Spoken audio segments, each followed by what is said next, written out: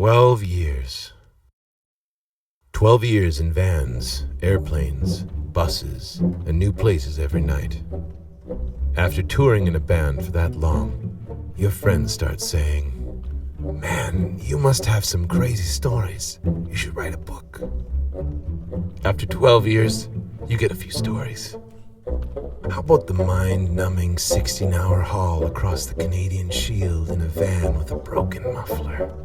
Or the sleeplessness following a 3 a.m. booze-fueled fistfight in a New York City hotel room? Maybe it's being invited to play a private show for John Paul Jones and Dave Grohl, shaking hands with the rock and roll elite. Or Michael J. Fox leaning over and saying he's tired of shaking hands all day. Maybe it's the time... Never mind. Is it the broken bones, broken homes, broken down vans, and brotherhoods? Or the swell of the string section as an entire orchestra follows your every move? Or maybe it's the whole room singing along, forgetting about the world for just a moment. There are plenty of stories from the road, but the stories that matter are pressed in wax.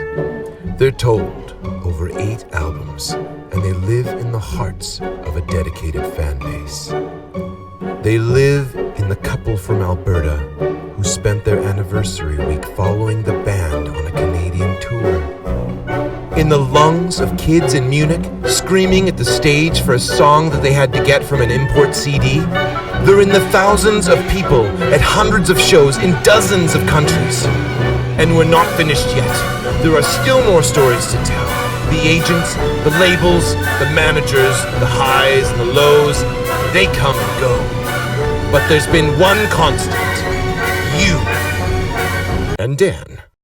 The listener. The concert ticket buyer. The fan. You've always been there. You've helped craft these stories. You are the rock. This is the next chapter. Dust off your record player. Turn the speakers up loud. And we'll see you on the road.